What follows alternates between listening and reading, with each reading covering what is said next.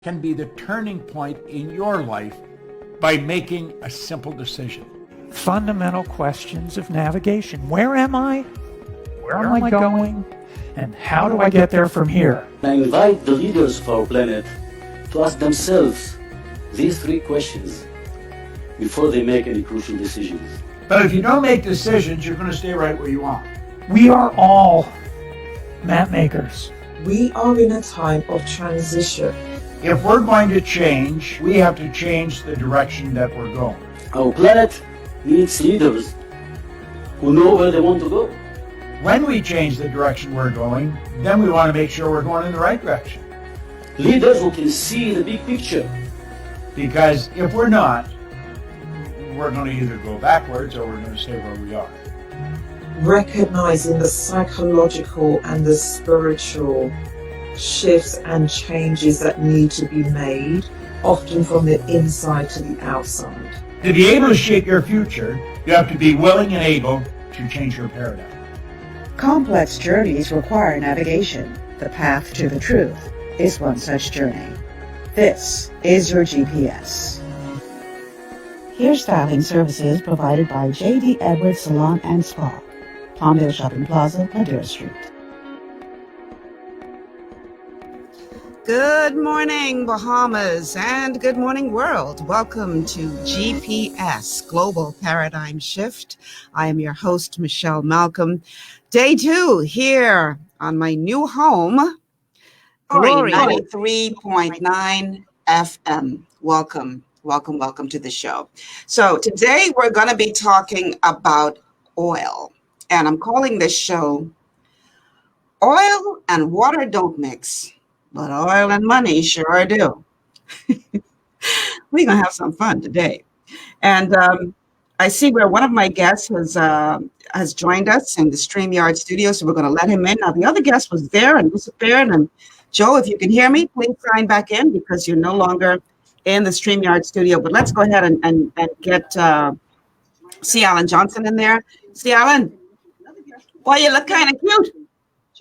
Can you hear us? Can you hear us, C. Alan? Okay, so I'm not sure what's going on, why he can't hear us. C. Alan, we're speaking to you. Can you hear us? Yeah. Hello?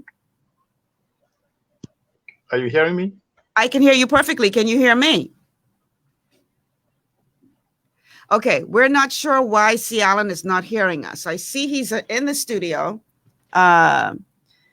In the meantime, Joe Darville just signed on. So let's see if we can get Joe Darville on and see what's happening while we try to get C. Alan sorted out. Joe, can you hear me? I can hear you very clearly. Can you hear me? Perfectly. Welcome to GPS. How you doing? I'm fantastic. And you? You look so well. gorgeous. You look gorgeous today. Hey, you looking kind of fine yourself, man. Thanks so much. I'm sitting out here by the ocean, so I got to feel fine. Oh, I envy you. I envy you. Well, today, as you know, our topic is oil and water don't mix, but oil and money sure do. We're going to be talking about the very controversial exploratory drilling that's going on now in Bahamian waters. I want to hear from you as a person, chairman of State of the Bays, and as a person who is very much an environmental activist. Speaking of which, we're also going to be joined at noon by Sam Duncombe, who could not make it with our first hour because she had another engagement, but she is committed to join us on the call at noon. And as soon as C. Alan gets back online, because I see he's dropped off, we're going to get him back on the call, and hopefully he'll sort out the issues on his end, and he'll be able to hear us as we can hear him. So, Joe, Happy New Year. I haven't seen you since last year. Yeah, Happy New Year and congratulations on this new venture of yours. You're always there for those creative aspirations. My God, I really admire you. That is awesome. Thank you so much. By the time you got as old as me, you will have such a facility that you could communicate without even instruments across the planet. That's not, you know what? When I hear that kind of thing, I don't discount it because everything that's happening nowadays in technology back in the day, we thought, it was science fiction. And now a lot of these things, like if I grew up watching the Jetsons cartoons on TV when I was a kid, and a lot of the stuff that was on the Jetsons that was like fantasy is very much reality today. So I don't doubt it. I welcome it. Now, So now, in fact, this is the time of the machines. Now, not to diminish the value of human beings, because they still have to produce these particular machines, which will take over all the activities that normally human beings would do. Now, that calls for, again, an ascendancy in consciousness, so that we do not become machines ourselves, but we will use them simply as instruments, like we've been doing during the pandemic, with social distancing and online and Zoom meetings and all the rest. So that will continue at a phenomenal rate. So this is why this COVID came, for a specific reason. It is actually to catapult this whole universe, the Earth in particular, into another dimension, a paradigm shift, like you used to say. And this is exactly what you were forecasting with respect to the terminology, paradigm shift. So I am so thankful that I could be this old. I'm going to be 80 at the end of this year, in December. I was 79 and 24th of December last year. wow. And I am so grateful that I could sit out here and look at this beautiful ocean. Hardly a cloud in the sky today. And this is why we cannot let foreign entities, foreign what you call piratical people come in and destroy what God has given us, blessed us with, and we need to preserve it, particularly for future generations. I know that's my calling right now, to agitate, to make sure that when I lay me down to die and I go back to heaven, I know I've done my part in trying to preserve this incredible environment for future generations. All right. I thanks so much. I see C. Allen has come back on the call. Let's see if we can get him in there. C. Allen, can you hear us now? C. Allen, can you hear us? Thanks so much. I see C. Allen, can you hear us? On the. Okay, I'm not sure what's going on with C. Allen's Are you audio. hearing me? We hear you. Can you hear us? Yes. Don't move. Let me just try to change speakers. Okay. C. Allen got to work on his technical issues. And of all people who shouldn't be having technical issues is C. Allen, because he's Mr. Technology. Yeah, that's right. He's Mr. IT. So I've learned a lot from him. Right? All right. Go figure. Okay. In the meantime, let me throw out the numbers to call. 828-2543. 828-2543 is the text and call line. And 828-3543. 828-3543 is the call line.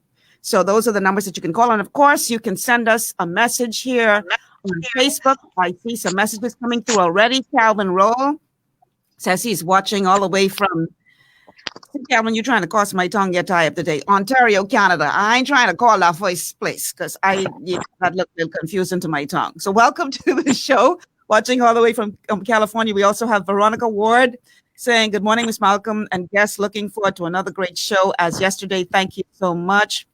Tanya Dior Maycock Duncombe says, day 2, oil and water don't mix. Child, Tanya, that's a serious thing. Oil and water don't mix, but oil and money sure enough do. And that's what we're going to be talking about today. And I really hope C. Allen can get his technical issues worked out. Okay, so can you hear us, C. Allen? Yes, I can. Oh, praise the Lord. The technical man got it together. Welcome to the show. Known as the critical thinker, activist, Mr. IT. You know, I can let you live this down, right? That you couldn't get your audio on. But anyhow, that's the thing. Welcome to the show, man. And Happy New Year. I haven't seen you since last year. Yeah, I've seen you, though. Congratulations on your first show. Thank you so much. Thank you. Okay, so gentlemen, we're talking oil today. Oil and water don't mix, but oil and money sure enough do. And I want to start with you, Joe. From an environmental perspective, why are you and your colleagues so dead set against the exploratory drilling that is now taking place in our waters? Well, I think, we've had two very dramatic examples in the last number of years, last 10 years. One in the Gulf, which, was part of the BP drilling as well. and the spillage there costs over $6 million at present to clean up. And Brilliant. the environment, and particularly the marine environment, is still in a catastrophic, devastating state of affairs. And of course, we have the oil spillage right here on Grand Bahama. Oh crap! I did something wrong. Hold on, trying to get fancy. Okay, go ahead, Joe. We got you back.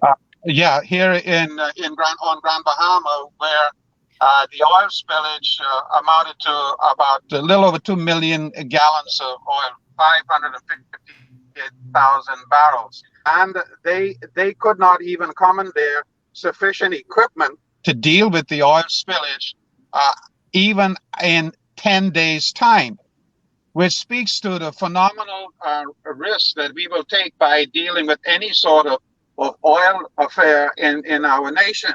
And at the present time, well, fortunately, unfortunately, I put that in quotes, the oil spill at Equinor actually went into the forest. It did not go into the ocean. And that was simply because those caps on the oil tanks were only made to withstand 140 knot winds. And fortunately, they blew off before the tornadic action came. Because when the tornado came, it actually pushed things out towards the ocean area. As you would see from the pine forests, they all lay from north to south. But the oil went into the north, which meant that the winds were then coming from the south at about 440 knots and blew it off. Now, I say that to say that, we still at the present time have hundreds of acres of pine forests and our wetlands being devastated by oil on the ground. And so far, there is less than 1% of that cleaned up. And there is very little, if any, monitoring of the authorities to make sure that that thing is done as it should. In fact, I've taken upon myself, I've gone out there probably 15 to 20 times, and I've taken upon myself to monitor exactly what is taking place there. I was out there about 2 weeks ago, and there was a team of people still working. They're only about 300 meters from the main road. And I would estimate that they have only cleaned up from the ground about 1% of that area. And you're talking about over 75 acres of wetlands. They cannot go in there because they will do more damage to the wetlands. And so the petrol that was seeped into those areas will penetrate our water table. There's no doubt about it whatsoever. There are fish trying to survive in that area. So I give that example to say that in the Bahamas, we have absolutely no means to deal with any catastrophic spill of oil. And we have an incredible, pristine 100,000 square miles of ocean. Beautiful, pristine ocean. And we would be damn fools if we are going to let the piratical people out of England or any place else and joining up with Bahamians to come here and do anything that's going to destroy this pristine ocean that we have, on which, by the way, our future generations must survive. By the end of this century, we will lose another 80% of our hard land, and we have only 6,002 acres of that. And therefore, we will be left with the ocean. We will become ocean-going people. And we must, by sacred admonition by the divine, we have the authority, the right to preserve this for future generations. So that will give you a kind of introduction to how we feel about this BPPC, we call it PPP company now, coming in here, and it's almost like a den of pirates, conniving with our Bahamians who were craving for filthy riches and therefore very little regard for the environment. And so we have to stop that. By divine admonition, we are demanded to stop such a catastrophic, nonsensical impact on our marine environment. Okay, so you said a moment ago that you brought up BP's history, that they have been involved in the past in accidents taking place involving oil. For the benefit of our viewers and listeners who are not familiar with what took place in the past, what you're referring to, can you briefly tell us what that incident was? Well, I'm sure, I don't want to take over because C. Alan Johnson has probably even more specific information on that. And so I would like to take a little rest and hear from him, because all of us know who have studied and actually guarded the pristine environment that we have, and particularly Alan Johnson. So I would ask him to address that, and I will just fill in. See, Alan, go right ahead. Yes. The drilling ship that they had a number of incidents that was what is called preventable incidents that would have, if you apply it to this environment, would be catastrophic. Essentially, let's look at BPC. BPC is not an oil company in its truest sense, nor it is a production company.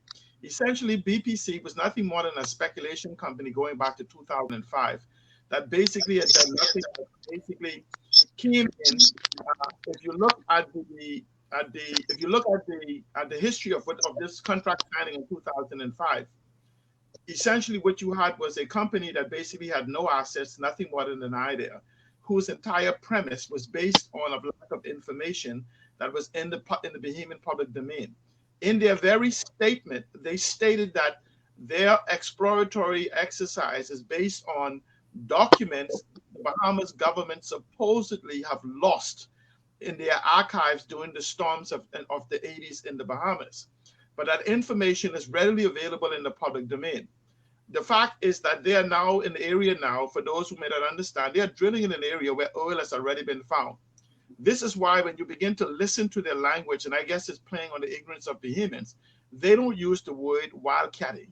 They use the word spudding. When you spud, you spud. The word spud means to go into an area where oil has already been found and verified. So essentially, they're not wildcatting, basically looking for oil. They are now going back to a location where at the time the technology did not exist to verify the quantity, not if oil is there, because oil is there is going to, they're going there to verify the quantity and to get samples of the quality, to get for the quality. At the time when the oil was, when back then, even when the oil was spud, we did not understand or even knew the impact that would the LNG would have on it also. And so basically what they've done is they've come in and taken advantage. In fact, we should ask the question, is the mere fact that when we began discussion with them back in 2005, why is it that they would be bringing us information that we did not have in our treasure trove of information, of government information, and we as a government itself did not go back and verify and actually get this access to the same information from the United States Geographical Services and other companies that exist. Because there's a number of myself and others, Wesley Campbell and others, that has copies of these very same reports. So it wasn't something out of reach. And then when you combine that with the mere fact, it becomes very suspicious in my eyes, because when you combine what they did then and what we are beginning to learn now, we're waiting to see the agreement, but we understand, but even within that agreement, there is a $500 million penalty for us to withdraw from this agreement. $500 million penalty for a company that had no assets. In fact, the company was scrapping for assets to look to pay its licensing fees up to less than 6 months ago. And so the mere fact that we have this conversation back and forth between the Progressive Liberal Party and the Free National Movement is even draws more suspicion, more questions for us to begin to look into exactly what is happening with this resource.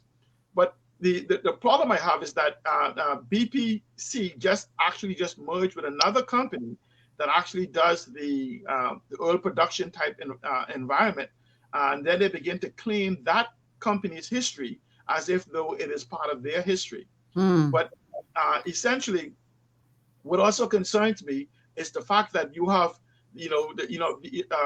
shares. The share structure is not available to Bahamians, the individuals that hold shares in this company, and for the fact that the individuals who negotiated for us would put in after learning. Remember now, we just went through this with the BTC type environment with the $100 million penalty. Now, I want people to remember back then, I want people, please go on my record. When we had the BTC battle, I told you the shares of BTC that were being sold was worth $1 billion. I want to apologize for being wrong, because since our sale of 51% of BTC for less than $100 million, we found out later that they sold those shares for $1.5 billion. So I was off by $500 million. Okay. So, but for the mere fact that we could have paid that $100 million penalty, and we could have paid it at $20 a month if we have to.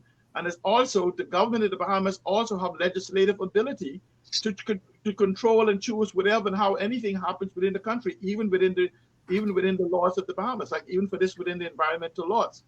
We're now having an argument that here's a company that accelerated drilling into an environment when they began to feel the pressure from the United States government, from the state of Florida and others. They went knowingly,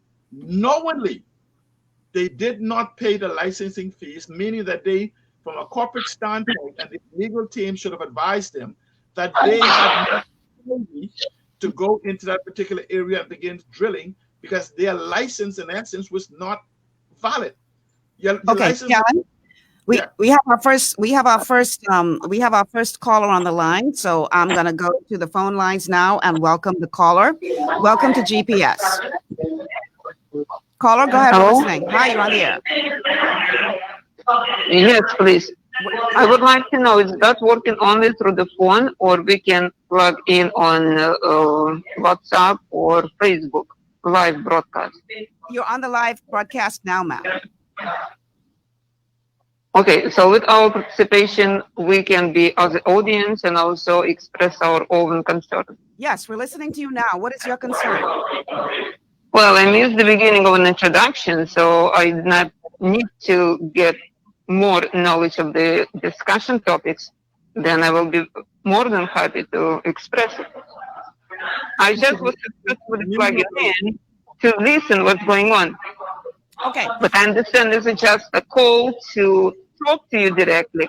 But where is that whole context that I miss? Because what I accepted or expected to plug through the link on Facebook and listen all the speakers and follow up the conversation. Caller, you're calling the phone line. So what I need you to do is to go to Facebook and look for Michelle Malcolm official page, and you'll be able to watch and listen to the show there on Facebook. But you just I am on Facebook. Okay. I am right now on Facebook. So you just called in, though. You called into the show. So I'm assuming that you called in because you had a question or a statement.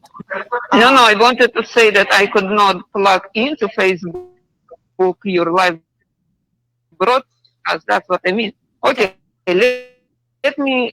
So people who actually, thanks for calling, who actually want to ask a question or have a statement to make with regard to the show. Okay. Sorry, Cialan, I cut you in the middle of that to take that call. So go ahead and continue with the thought that you had started to express. Essentially, what we have is nothing more than a play. Yes, are you hearing me?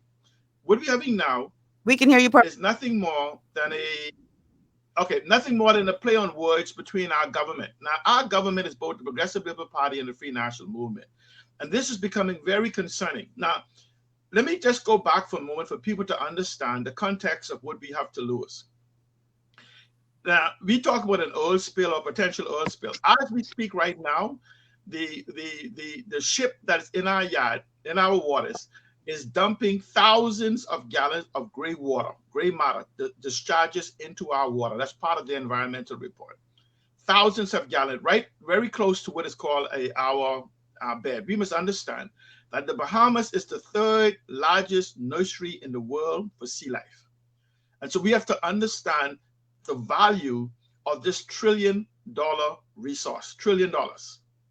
We must also understand that the blue economy, which is something we are just moving into with the passing of the legislation of the fisheries bill by the Honorable Michael Pintard, gives us access to $1 trillion economy. And so when we look at what has already been found there before, there's no need for us to rush to that type of environment. Maybe in another 50 years or 100 years, if technology evolves, our children and grandchildren will have the ability to go and be able to tap into it if oil is still something that we use to make plastics. It definitely will not be something part of the energy type environment. But what happens now is that we are risking we hear us talking about the aragonite. We are risking billions of tons of aragonite, even at $1 each. The deposits we have in one area of there is 150 billion tons. So here it is.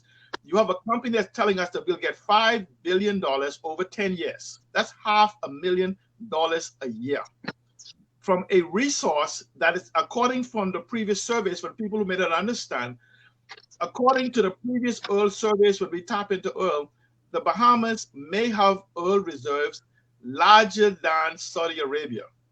But yet, according to this agreement that they're saying, we will only get $500,000 a year. Don't you find that suspect? What is wrong with that picture? Because this is why, again, we must see that agreement that they're hiding. Here it is, that a government that came in on transparency, accountability, integrity, anti-corruption, freedom of information, and campaign finance reform said that has yet to meet any of those low-hanging fruits, is now refusing to provide any form of documentation that they say they sign on our behalf. Because again, the Free National Movement and the Best Commission in the Office of the Prime Minister, which in case people don't know, the Prime Minister in his utterances that he's against oil, every approval that this oil company needed to get could only be given by the Prime Minister, including the Best Commission, which is in his office. The Best Commission does not lie with the Minister of Environment, it lies with the Office of the Prime Minister. Crown Land, which happens to be the seabed, lies in the Office of the Prime Minister. The Prime Minister has constructive control of the waterways for ships entering and exiting the Bahamas. And so all of these things actually lies in the lap of the current Prime Minister, the most honorable Hubert Alexander Minnis. And so when we begin to have these convolution and conflation of arguments, it begins to cause one to become even more concerned. Let me ask you all a question, because you know we all know that our economy has been decimated. It wasn't in great shape before, and thanks to COVID-19, our economy has been decimated. I mean, I'm not going to sugarcoat anything and call it anything than what it is. So there are some who are saying that, you know, you're around here talking about, you know, the sun, sand, and sea and protecting our waters, etc. We need to eat. And if there's oil there, that will be a game changer for the Bahamas. That will take us from place of poverty from many to where many will now have much better lives. How do you counter that argument? If there's oil there that could benefit everybody, why are you against it? No, let me counter that argument, because for the next 10 years, the Prime Minister, for the next 5 years, the Prime Minister of the Bahamas has promised $25 million to this economic funds. They're giving us $500 million. Let's go back and would you say would we have? The problem is those individuals either is ignorant, short-sighted, or just liars if they have information. Now let me quantify that. The Prime Minister of the Bahamas sits on a few million acres of crown land, many of it beachfront and the likes. I can document for you well over 90 resources worth in the trillions of dollars. Let me use one of them. One of them is called carbon credits, for which the Prime Minister himself and the Right Honorable the Most Honorable Prime Minister spoke about, and the Honorable Michael Pintard mentioned in his contribution in the range of $6 billion. But what is carbon credits? The Bahamas happens to be a carbon sink area for using our mangroves and our seas. If we was to pass a law like we did for turtles, dogs, and sharks in 10 minutes, we could begin to sell that $6 million carbon credits. I have information and documentation from environmental groups to show that the carbon credits produced in the Bahamas is in excess of $10 billion per year that we just let expire every single year. But let's talk about $10 billion, C. Allen, with a B? With a B, $10 billion. Let me give you all a secret. Let me give you a secret that a lot of people may not understand. We're talking about aragonite. Do you know we talk about the billions of tons of aragonite is produced in the Bahamas or has been produced in the Bahamas is actually also carbon credits? We could sell the carbon credits from the aragonite. Let's use the Myers report for where there's 150 billion tons of aragonite over there by Ocean Key. The value of that alone at $1 is $150 billion. the carbon credits value of that which is produced is also in the billions of dollars per year, which if we were to even get $1 billion a year from our carbon credits, doing nothing, absolutely doing nothing, from the green mangroves, red mangroves to black mangroves, we could collect $1 million a year from $1 billion a year, $1 billion from doing nothing but selling carbon credits. But when you look and examine the fact that aragonite is nothing more than a combination of radiant heat, the sea, and carbon dioxide in the air that combines, causing the aragonite to fall, which produces a carbon, what we call aragonite, which in essence is also a carbon capture device. That there alone is in the billions of dollars. We have 90 plus type of resources that in immediate value is in excess in the billions of dollars. Now let me give you just one more example of that. The Prime Minister sits on millions of acres of crown land. I want people to get their calculator. If the Prime Minister today was to move 50,000 acres of crown land into a sovereign wealth fund environment, getting a proper sovereign asset management company to come in to manage for the development of that. Let's use an example, beachfront property, an acre, prime, $300,000 per acre. 50,000 acres times $300,000 will net us $15 billion value in a sovereign wealth fund. $15 billion that he could do in 24 hours. 24 hours. So that's how we talk about capitalization. I could go through tremendous resources that the Bahamas have that we could leverage right now. We talk about the blue economy and the green economy. The blue economy in the Bahamas. Why is this not happening in your opinion, C. Allen? And I want to get Fred. I want to get Joe back in on this conversation because he's been sitting there for a while. Why do y'all think this is not happening? Why do you think that everybody is saying go for not everybody, but the decision makers are saying the oil is the way to go and ignoring all these other natural assets that we have? Because they have constructive control of the economy, and that the things I spoke about can't be hidden. They have constructive control of the economy. Let's use the oil. So what you're trying to say, C. Allen, you're trying to say there's corruption involved, and this is why they're trying to keep things in the dark, because then it's all in the light. They can't maneuver where they want. Let's speak plainly. It's absolutely corruption. Listen to me. There's no resources in the Bahamas that has not been harvested, that cannot be attached, that has not been known by governments today and previous governments. And so the word corrupt means unfit for its purpose. But the problem is that they want constructive control of all of our resources. They want control of the harbors. They want control of the oil. They want control of the aragonite. They want control of everything, as opposed to coming to the people. It's just that we are now moving into the information age, that we are now having the ability to look and verify these various different things. COVID has escalated the need for us to look at the entire Bahamas or reimagine the Bahamas. In doing so, there's a number of us who have been talking about it for 2 decades now, and they have blasted us in the newspapers as being liars, delusional, crazy, whatever. Mm-hmm. Now the internet is coming to reality to bring this information in the public domain that we can see that this is true. And so when you talk about the blue economy, the fact now that the Bahamas is now protected exclusively for Bahamians, if I wanted to put a young Bahamian into the blue economy now, say in the fishing industry, it is no problem for me now to go into the US or some other place, ask a person if they're willing to pre-purchase, say 7 years of fish from them for $75,000. Take that $500,000, buy their boat, equip them with everything they want. They could go into the blue industry, make $200,000, $300,000 a year on their fishery, deliver $75,000 worth of fishery to whoever they have the agreement with, and still make a tremendous amount of income. What has happened is that we've been barely surviving, and they have kept us in this vacuum of information, keeping the information out. Because to understand information, when provided, you say, I know, you have knowledge. Knowledge, when properly executed, is wisdom. So they've been keeping the information from us, so we will have no knowledge. Okay. We have another call coming in, so I'm going to answer this call now. Why didn't I answer it?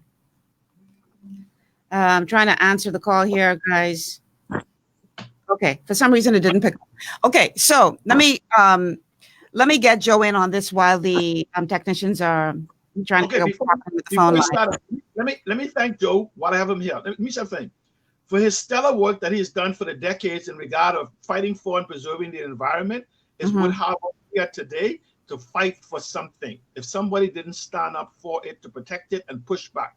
I'm simply saying to Joe, from this point on, my generation and the generation after that you've been nurturing is going to come to a realization of what the Bahamas is, and your work will not be in vain. Okay, This is Joe. Let's get Joe in on here, C. Allen. Okay, so that was a text line they were calling. I see. Okay, Joe, let's get you back in on this conversation. Okay. Yeah. Okay, Michelle, you can hear me? Yes, I can hear you. Okay. Well, I underscore everything that C. Allen has said. And we have to go back and realize that this whole phenomenon of majority rule is a fallacy. We never had majority rule. From the very beginning, from the White Knights on Eastern Road and the Bay Street Boys who ran the previous administration of government before the PLP took over, they were able to infiltrate the PLP and to make sure that nothing was done that would have undermined their economic intentions in this country. That has perpetrated all the way through every administration so far in our country. And so we have to look at this fundamentally, and we have to look at it because we still have the pirates in this country. We have a den of pirates, and now they're making connection to the very country and the very area of the planet where the pirates came from.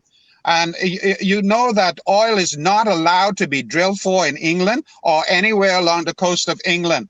And so, of course, they see the Bahamas as, as a banana republic, a bunch of white and black niggers. And so they could come and do whatever they want. They could convince our black Bahamians who are in a position and who have been enriched by the traditional way of gaining money in the country.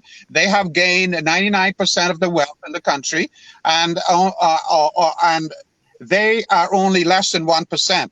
And this is why we have poverty in this country. If we had the foresight, the wisdom to use the resources in this country properly, even tourism, we would not have hunger in this country. We would not have to be borrowing money to feed the poor. And this fallacy about the government does this, the government sends out $2 million to this. They don't. The government don't own a cent. That is money borrowed on future generations in this country. And we got to change this system. We have the wrong system of taxation, this wrong system. And the white and a few black peppers in there, they have over the years and years made sure that they had a stranglehold on whatever political party was in power. And we have to stop that. We have an obligation future generations to save something for them. And oil is not the way to go. Interesting enough, before I forget this, because 80 years old, as I always say, I forgive myself, but I don't remember everything.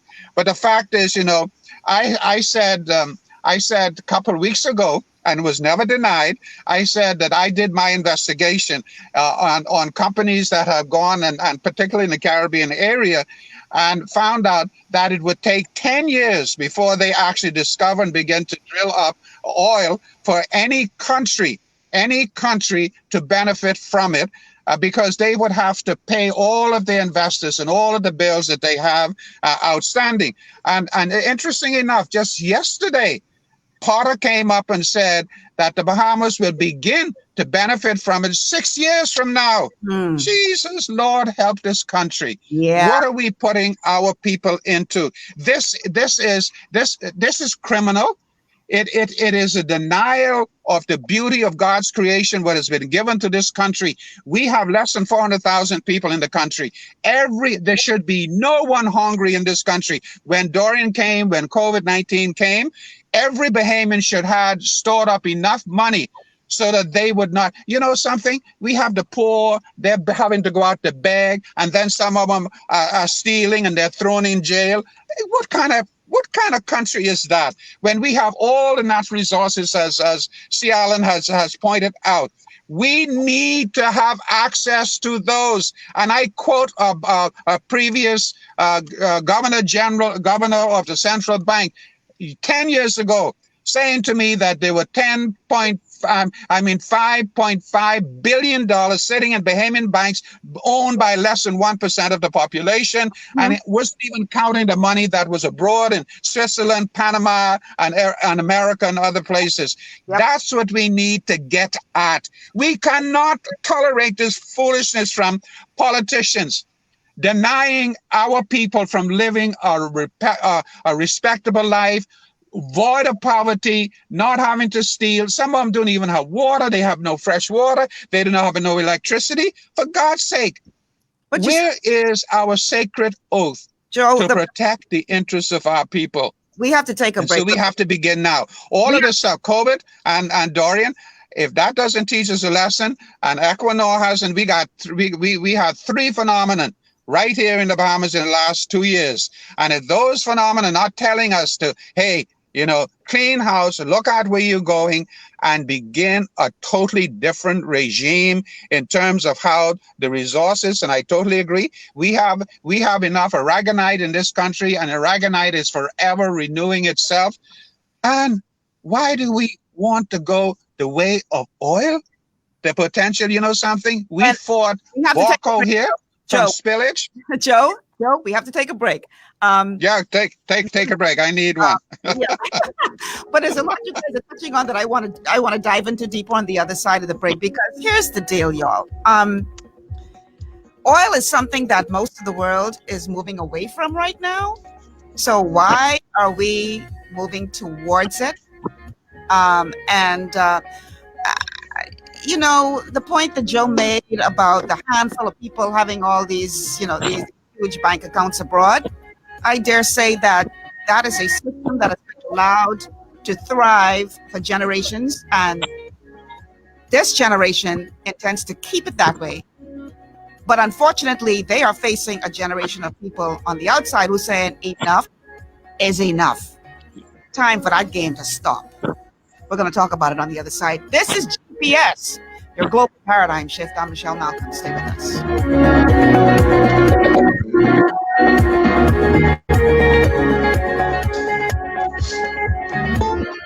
For all your building needs, it's Carib Construction and Project Management on Gladstone Road. We build it all: schools, homes, hotels, and more, including structures requiring a Phase 3 electrical contractor. We also provide project management services. The first step towards your dream building begins at Carib Construction and Project Management. Call us at 376-1556 or 341-4466. At Lee Air, safety is our #1 priority. Flying since 1996, we offer scheduled flights into Fresh Creek and Mangrove Key Andros and Great Harbor Key, Berry Island, twice daily, 7 days a week. Affordable charter services are also available to anywhere in the Bahamas and the Caribbean. Lee Air Charter Services. Call 225-3267, 702-7127, or 322-1317 for reservations.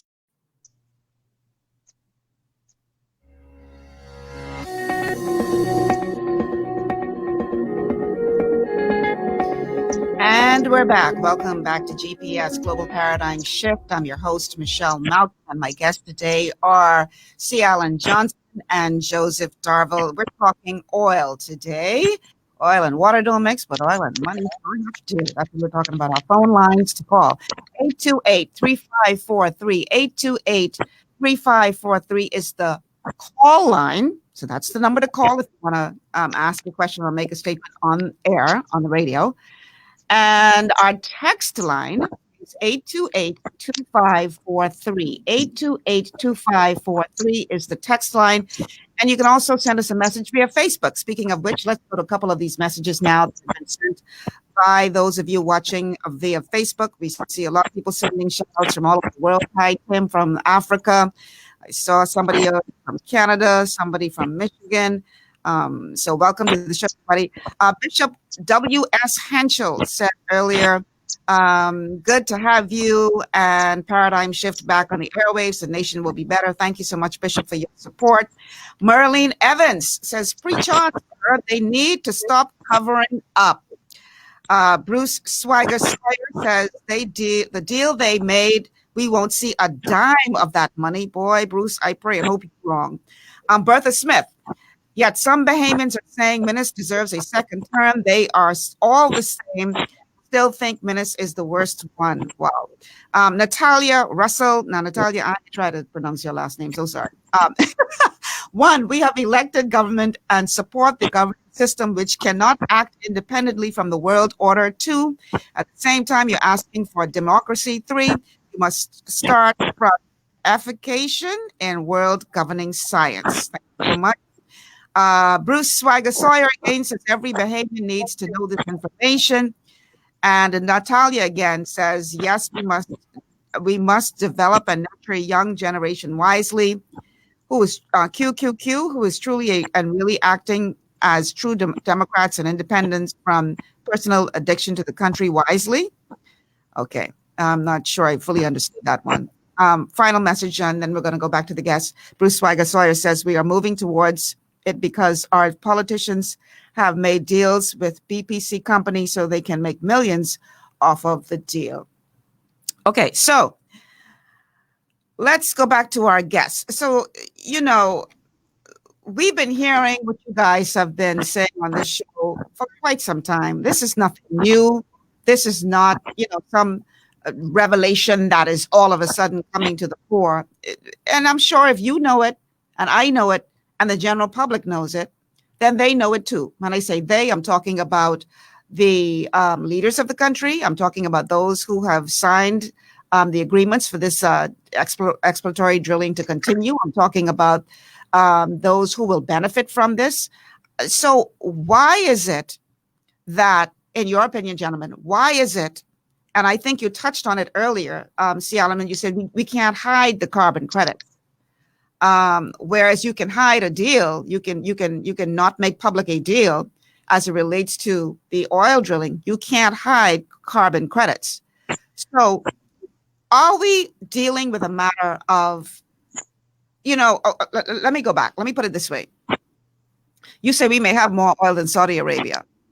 And Saudi Arabia, we know, has benefited tremendously from their oil industry. But there's a major difference between the Bahamas and Saudi Arabia. And it all goes back to the question of governance. I remember seeing an interview with a gentleman from Dubai talking about how they were able to transform that economy. And one of the things that he said is that one of the reasons why we were able to do this so successfully is because we do not have corruption in government. So we have a government whose main interest is to do the best for its people, to advance the nation. And this is why we were able to turn this economy around, because it's not just a matter of having access to the resource. Look at Africa. You could have all of the natural resources in the world, worth all the money in the world. But if you have corrupt people responsible for that, I don't want you to believe for 1 second you could get a dime out of that. How do you gentlemen respond to that? Let me first respond. Just let me say one thing I want people to understand. There's a concept that power corrupts, and absolute power corrupts absolutely. That's a wrong statement. Power does not corrupt, nor does power corrupt absolutely. Power reveals. So if you have a person whose character is one of corruption, but because of the lack of power, they pretend to be something else, all power will do is reveal it. And so when you begin to look at what we have gotten in governance, power did not change any of them. They were exactly who we sent to Parliament, that power revealed who they were. And so when you have, and when you ask, so why don't you do the oil? Because when you start talking about billions and trillions of dollars, a corrupt mind cannot see the power of collective empowerment. It's a selfish, me, and they cannot see beyond the cave for which they exist. They see no one else. And so essentially we have been sending people to parliament whose very character doesn't match their reputation. They have been very careful in cultivating a reputation which people get to see, but character is who you see in the mirror. And so we have to now begin to closer scrutinize the very reputation of the individuals, because it just may be a facade. Now, you asked about BPC. Let's look at the shares of BPC. If you own 6 million shares of BPC, today you spend three pence for it. If, when this verification process happens again, this is not about finding oil, this is not wildcatting, this is about spudding. Spudding is going to where oil has been verified. So when you spud this well and you verify it, your share value jumped up to $100. So you have just went from having $600,000 or $60,000 into the billions of dollars when you look at the shares times 100. So essentially, an individual can go from having a few million shares, 60 million shares or whatever, to be worth $6 billion on the day they declare this value shoots up. So this is about some people getting theirs and the hell with the rest. It's almost as if though you say you share the soda, you drink from your share of the soda, and then you throw the bottle on the ground and say, the hell with everyone else. And that's essentially what has happened. Because a proper constituted environment, the sovereign wealth fund argument is not a new idea to the Bahamas. It's an idea that even myself has propped for 20 years, every single year. One thing people can tell you is, I am consistent. For 20 years, we talked about this, and many people has dismissed it. Now we're beginning to see what it is. So what happens, though, is that if we were now, and we have to ask, even though we're talking about the corruption that has entered into this oil deal and all the other deals, because if we have not benefited from the billions and billions of resources in this country, they all could be classified as unfit for its purpose, corrupt deals in the eyes of the people. But we can fix this today, because the only thing the Prime Minister has to do, and this is what Bahamas must advocate for, we must advocate for the establishment not of what they're trying to give us, a simple sovereign wealth fund that surrenders all known and unknown assets of the Bahamas into the sovereign wealth fund, tangible and intangible, for which will be surrendered regardless of its value. I don't care if it's only $1. Then we can hire global or professional assessment people known as sovereign asset management companies. Mind you, this who runs Saudi Arabia's sovereign wealth fund, this who runs Qatar sovereign wealth fund, this who runs Norway's sovereign wealth fund, sovereign asset management company. And we use an example. So in essence, you're saying take that control out of the hands of the local politicians and get some people here who don't have no skin in the game to run this thing. And then, let's use an example. If I win the lottery tonight, $1 million, I don't go and give my money to some investment bureau and says, here, give me 12% back. That money is always mine. That investment firm looks to see how they can maximize so they can take a share of the profit, not a share of my assets. It is unreasonable, even going back to 2005, that the global average for oil shares is for the country is between 65 and 85%. How did we start at 12.5% against the advice? If you check the record of this, we had some external advice that recommended our share pricing, and the government of the Bahamas ignored the advice of our advisors and decided on 12.5%, and then put a poison pill in for $500 million. That could only be corruption. And my point to you is this: we've had an F&M administration since that deal was signed. We have had a Progressive Liberal Party administration since that deal has been signed. And we have also now have another Free National Movement thing. And this document has been on the desk and has been extended multiple times across administration. So the question is, how is it now that we want to let them sell us this argument that one side did not know it's a bad deal?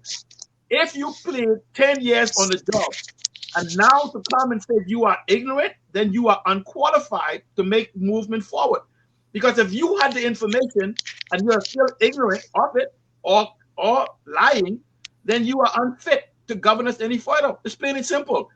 We need a new mandate for the resources now to be aware of it. This, if you use a sidebar again, in the House of Assembly, you had a commissioner comes in, the committee, who came back and says, oh, we have 12 resources.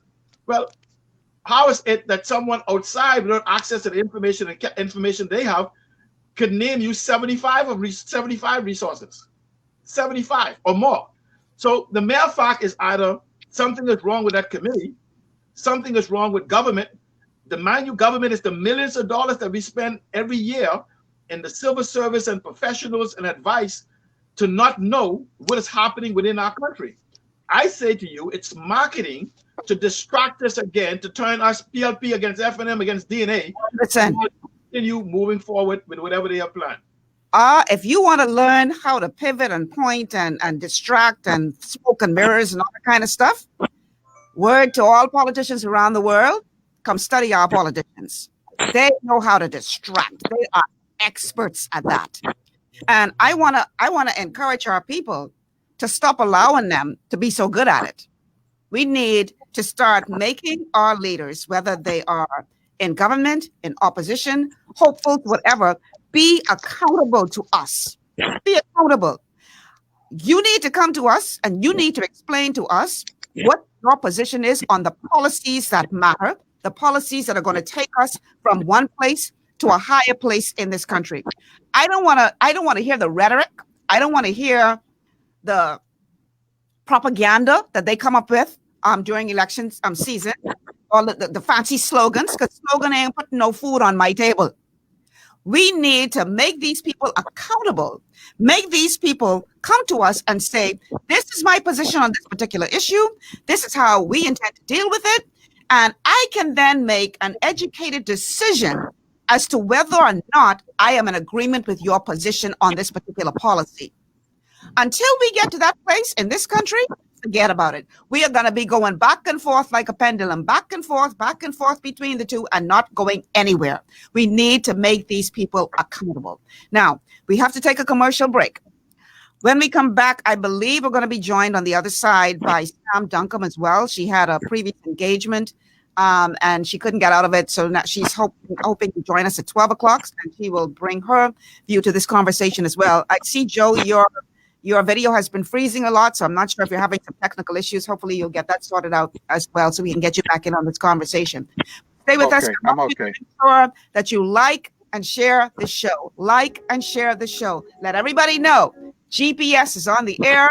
We're talking some real talk, people. We're getting the truth out. And we need you to like and share the show to let everybody know what's going on here. Stay with us. This is GPS, your global paradigm shift. We'll be back after this.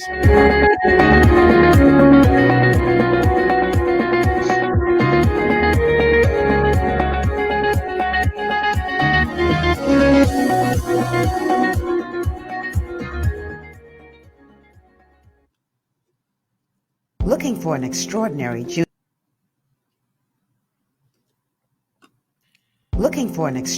junior high school with caring, qualified staff and affordable tuition? Then come visit us at Elite School of Excellence, an affiliate of First Step Academy. ABECA-focused and Ministry of Education approved, we foster discipline, integrity, and wisdom while molding our students for success. Call us at 341-8846 or stop by First Step Academy schools on Fire Trail and Soldy Roads for more information.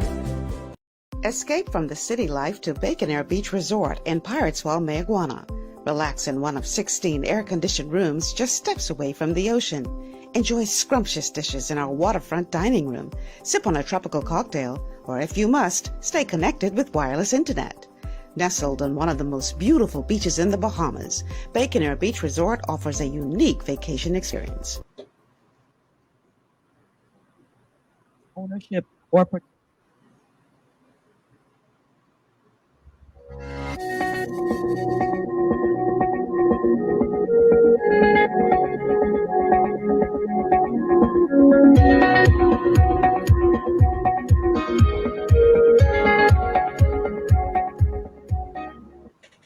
And welcome back to GPS, Global Paradigm Shift.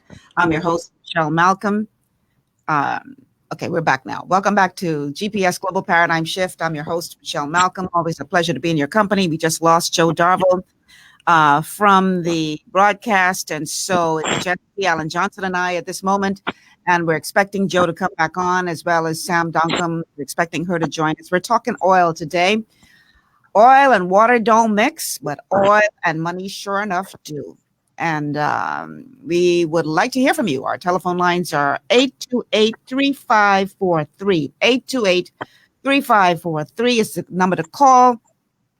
And our text line is 828-2543. 828-2543 is the text line. Would love to hear from you. Let's take a look at, I see where Joe is back. So let's get him on the stream. Okay, so let's take a look at some of the comments that you guys are leaving on Facebook. Dwayne Marshall says, Perry has all his connections with Brave. We will never get the proper treatment under Menace or Brave. It's a comment from Dwayne Marshall. Merlene Evans on Facebook says, get rid of them all. That's a comment from Merlene Evans. Let's see. Emerson Stanton Rowe. It's also sending a message, and we have a caller. Okay, we have a caller. We're going to take him in a minute, but the comment from Emerson Stanton Rowe says, Wayne Marshall, you really need you really know a lot of what is happening behind the scenes. Can you verify these things you are saying? I hope you're not smoking cigarettes, because that causes some people to imagine all kinds of preposterous stuff. Bring facts. All right, let's go to the phone lines. We have our caller on the line. Caller, welcome to GPS. Yes, good morning, Michelle. Great show that you're having. Thank you. Okay, first let me say this, and I respect what you said about the politicians, telling the people how they feel about certain issues that they have and how they're going to deal with it. The thing is, our politicians, they would sell you a story. Like, for instance, the administration that we have in power right now. When they were coming in, they talk about how the previous administration put taxes on the back of the poor people, and they come and double the taxes. See, what they do is they sell you stuff, and when you buy into it, they don't live up to their word. So how are we going to change that mindset? How are we going to change that? Is there a way that we could hold them in some way to what they promised to do? What are we going to do? Good question. Thank you so much for calling. Gentlemen, how do you respond to that caller? Well, Michelle, can I step in there? Can you hear me okay now? We can hear you perfectly. Oh, okay. I think what we need to do is actually, if you're going to have people who are going to represent the body of people, and we have less than 400,000 people in the country, and we have God knows how many people in Parliament. We don't need that many. We're going to need about 12 wise, educated individuals in the country to run the country like a business. This old-fashioned way of that we inherited from Great Britain does not work. It will not work in this country. And so we have to change the whole dynamic of how we're going to represent our people. One of the problems we face is that many of our politicians are not highly educated, and if they are educated, they are not wise. And you have to, if you have a smattering of knowledge, but you have no wisdom, then you could become a damn fool. And so if you go back to the time of Solomon, Solomon had everything. He owned everything. He had the power to sever a baby in half to two potential mothers who were craving the child back. But he couldn't do that because he was too wise. And so, you know something? What did he ask for God that he didn't have? He asked for wisdom. Wisdom. Go back and read Solomon's story. Our politicians are uneducated. They have no sense of appropriateness. I have been so disappointed in the recent years, whether it's going to be in the BLP or the FNM, with the young people who have gone into Parliament. I had my high hopes that they would be transformed. They get in there, and it's a mixed match of total ineptitude that overtakes individuals who seem to have had the country at heart. That cannot continue to happen. We have inherited a piratical type of administration from way back from the the first political party. And when we came in, we thought that, hey, we had it all because black people were going to be in charge. Baloney. That did not happen. In fact, Majority Rule Day was one of the most dismal days energetically that I've ever seen in this country, because no one believes in majority rule in the country. And so what we need is to have educated, and we need to, if I were to give a recommendation would be followed, I would say disband with Parliament totally, get 12 men and women who are wise and educated and know every in and out of the country, because right now, none of them have a handle on what they're doing to this country with respect to what we're going to pass on to future generations. That is our concern. Whether we're going to allow this country to be destroyed, the only thing that is given us by God Almighty, 100,000 square miles of ocean, very little bit of land, and we will become like Noah in the old, we'll become seagoing people, because the lands will be flooded again. Like the island I grew up on, Long Island, the 125, 30 feet, it was covered in the ocean before. I dug up conch shells from in the rocks. So these islands will not be here as far as hard land. And so we have to look at wisely why we get letting damn fools like Potter come into this country and dictate to us, treat our people as if, they are no good. They call us squealing pigs. They call us that, hey, we have no concern about all the wealth that we could get from oil when we cannot even get one dime before 10 years, even if they found it. Well, like C. Allen says, they know oil is there. They're not prospecting. They know oil is there. They know it to the number of barrels. And why dig into the belly and the bosom and the breast of Mother Earth when we got this beautiful ocean to preserve? We have enough resources within the ocean to feed 1 million people. Look how many tourists we feed, even though we have to import food. But we have neglected the agriculture, we have neglected the fisheries, we have neglected all of the natural resources that could benefit. And like someone said yesterday, we need to train our people to become boat builders, become fishermen, to become divers, to become people who take care of the environment, to develop places where people can go and relax and get rid of all this tension and anger that causing us to kill our children, kill our wives and husbands and so forth. We need a paradigm, a total shift. My God, I wish I could take all of those people in Parliament today and take them to some place out on a beach and baptize them in the salt water and see if they come up with any more sense than they are perpetrating now. I stop there. Don't laugh at me. Don't forget it's the gospel station now, so be careful. I want you to get too excited here. Right. I thought you were going to say something else. Baptize them in salt water, my Lord. That's cleansing now. Why do you think I'm out here by the ocean talking to you? Look over there. Look at that beautiful ocean there. You see it? Well, we see your finger, but we get the idea. Okay. Oh, look at that. Look at that. Hey, we see it. We see it. Oh my God. What more? Yeah. God has so blessed us, beloved. We truly are a blessed nation. We truly are a blessed nation as it relates to the natural resources that the Lord has blessed us with. We are a blessed nation.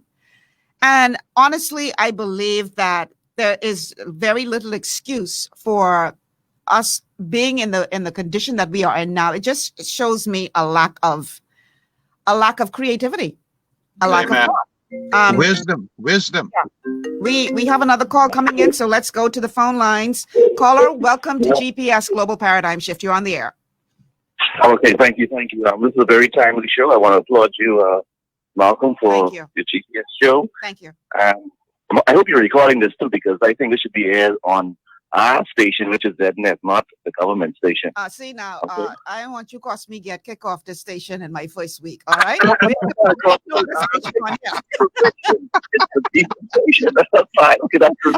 it is being recorded because we're streaming live on Facebook, and as you know, once you stream live on Facebook, it's uploaded and it'll be there for all to watch and see. So I want to encourage you to go to Facebook and like and share the show, so everybody can get this knowledge. But go ahead, we're listening to you. Yeah, that's good. And I want to encourage first Mr. Joe Darville, that's my old principal at CHS. I can remember the days when he was agitating, when we had that poison gas.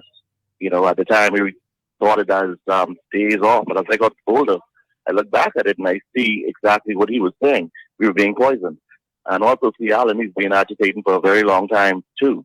So I want to applaud those gentlemen. I want to encourage them to continue fighting because the human people is actually waking up and just keep their fight because I support them 100%. That's what I have to say right now. And like I said, I'd like to listen to the show in its entirety. I'm driving. I shouldn't be talking and driving, but I had to call in this. Pull on the side. I want you to blame us for no accident, so try to come off this phone. But thank you for calling. We appreciate you calling. Thank you so much. Thank you, my brother. God bless. All right. Bye. Thank you. Okay. So so gentlemen, you know, I am really concerned that we are continuing to just go around the same mulberry bush, round and round and round and round. Or let me use another example. I feel like we're hamsters. You know, the hamster in the wheel, and it's running and running and running and running and running and running, and it ain't going no further. It's like it's running in place. I think our leaders have made the mistake of thinking that activity means progress. Just because you're busy doing something doesn't mean that you're making any progress. And one of my concerns is that even the activity that we're seeing from our leaders, I believe, is lacking. We have been waiting on a full report of the economic stimulus plan. How many months now? And all we keep hearing is it coming, it coming, it coming, it coming, it coming, it coming, it coming, it coming. I'm so sick and tired of hearing it coming. So well, that, you know, not cutting you off abruptly like that, but that's similar to what they say about the what they call it, the injection, the for COVID. What do you call that word? Vaccine. Huh? Vaccine. Yeah. They said within the first quarter, and then they kept saying that, and then they said now towards the end of the third. What is the third quarter? Can't they have a date? Where is it that they could come out and say directly to our people, stop beating around the bush, you know, with this nonsense. And the fact is, you know, if I were a principal in a school right now, I would have trepidation for young people. But, you know, one exercise that I would have them do, I would have them sit down and take 1 hour and tell them to jot down what is what is my inheritance in this country? What is my heritage going forth in this country? My God, if we can't get our people to come up with that and to say, well, I want my country preserved. I want my ocean preserved. I want the fisheries that we could always depend on. I want to feel comfortable. I want to have always enough food to eat. I want to have a house that I could go into and I have electricity, running, clean water, etc. You know something? We are so dependent upon people rushing in here to help us simply because we have not prepared our population for the future. If it weren't for NGOs during Dorian, after Dorian, and until now, we would have no fresh water. We wouldn't have enough food to feed our people. That is reprehensible. It means that we are not preparing for the future and for the preservation of our resources and for our people. And for people to come in here, and the only thing that we have that we could rely upon in terms of the millions that we could make from tourism, and also the only thing that we will be left with at the end of the century to feed our people is the ocean. And let some idiots come in here, pirates. These are modern day pirates. And I'm sure that the people who welcome them in have had the heritage of piratism or whatever it is embedded in their souls. Because, you know, we have been accustomed to that. Shipwrecking, gun running, people running, drug running, every type of running. Even tourism is a parasitic economy. It does not come from the natural creativity and the blessedness of what God has put into our souls. And so I wanted to put that in there because the fact is that we got to conscientize our leaders. Bring them down to the bloody sun, bury their heads in the sand and say, you smell that? That's the ducks in the belly and the bosom of Mother Earth, from which you have come. Respect it. Go out in the ocean. and let them go down with me to 90 feet and let them feel the beauty of diving with tank and sitting in the midst of hundreds of beautiful sharks and barracudas and turtles and all of that stuff. Even at my age, I can do that and I enjoy it. Let's get our people out there and let's learn, teach them, learn them. They should say, learn them how to do. Let's teach them how to swim, how to dive, how to fish, how to build boats. Those are the things, Michelle, that are going to bring our people to a conscientious view and vision of this magnificent body of land. You know, every day I walk on the belly and the bosom of Mother Earth, and I could feel her energy permeating every cell in my body. And that's because I have come from her, and I'm going back to her. What they're digging up in the ocean is our ancestors and all of these things from the what they call those big animals, dinosaur age, and our ancestors to bring it up. And when every country now, let me put this in before I forget it. And again, I forgive myself for ever forgetting. But we have been in contact with Southern Caribbean islands, and they're begging us, they're pleading with, please do not let those people drill. What they have to Trinidad and to those islands is absolutely despicable. They cannot go out like we can in 10 feet of water and find fish. They cannot go out and find a conch. They cannot go out and find a lobster. That's what has happened to those countries. They said the mere fact when that drill hits the rock of that bottom of Mother Earth and that reverberation goes out, it kills billions of microscopic animals immediately, which forms the cycle of food for all of the animals in the ocean. Why are we letting people do that? Why are we letting Potter come here and they demean us? They tell you, well, who are we? We sit them in houses and we looking down in the ocean and we don't care about the future.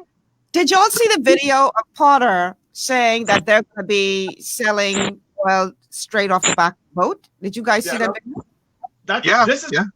This is where it begins to become hilarious, because you know why? They don't have the money, the resources to build the proper infrastructure for pumping oil.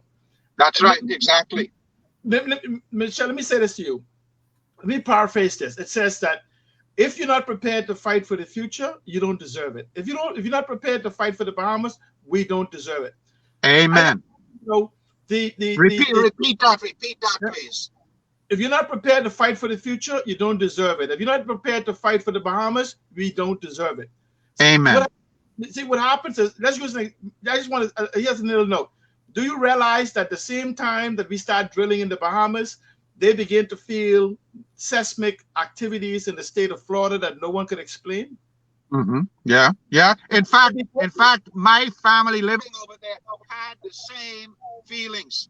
Yes, because what happens is, what they don't tell us is that we share a plate with Florida. We share a plate, and we don't know the repercussions that we will have. But I just want you to understand, Michelle and Joe, do you know that 80% of the multi-trillion dollars that's in the Bahamas is environmentally based? Those individuals, do you know that if we were to kill this third largest nursery in the world, there will be no hope for those Caribbean countries to ever recover from the damage they have began to do in 100 years or whatever, because their nursery, their areas that they kill, depends on our nursery now that they've put protection in to migrate back to them and rebuild their ecosystem. Amen. They are depending on our ecosystem to revitalize the world, the third largest nursery in the world. And so when you begin to look at Joe Biden going in, he's literally committed indirectly trillions of dollars to move towards the green economy and the blue economy. But we are the fourth border. You have Mexico, Canada, and the Bahamas. It is impossible for us not to feel the impact of those trillions of dollars if we prepare ourselves. Do you know in Freeport, Grand Bahama, Freeport has more mangroves than the entire United States. Grand Bahama has more flats. State of Florida is considered the fishing capital of the world. Yet in Grand Bahama, I'm not talking about the Bahamas, in Grand Bahama alone, we have more flats in Grand Bahama than the entire United States. So how is it that the state of Florida has a multi-billion-dollar industry with a fraction of the natural resources that we have? Because we have not been allowed to exploit it. And then they ask, what is going to happen if individuals do not know the digital future and they don't know the environment, how it plays into our very survival? For the mere fact that for almost 2 decades we have not talked about global warming, and we are now going into oil, the number one and number two contributor for global warming for our existence, about to wipe us out. We've not had a conversation for the mere fact that aragonite and sand is the very basis for which we can move to build the Bahamas as a protection source, where other places around the world are building land, but we're just sitting here looking at ways of how to destroy it by embracing carbon future. Do Bahamians understand that the Bahamas generates 1,600% of the radiant heat that most other countries around the world produce, meaning that on Grand Bahama for about $60 million, we could give free electricity for life? That in New Providence for $350 million that you don't have to pay any light bill, but yet we spend $180 million a year on oil that we can move away, that these individuals, see, here's the problem. Because our leadership lack the understanding of the era that we're in and the future we're moving to, that they're now trying to hold on to what they know that they need to govern. The world has shifted. COVID has shifted the world. And we're trying to go back to what we were. We're trying to go back to tourism, when very fact that tourism is a subcategory of hospitality that is the 10th largest industry in the world. So the mere fact is that we have tourism. You remember now, the Free National Movement came in under ecotourism in East Grand Bahama, digital and industry in central, and cultural and heritage in West Grand Bahama.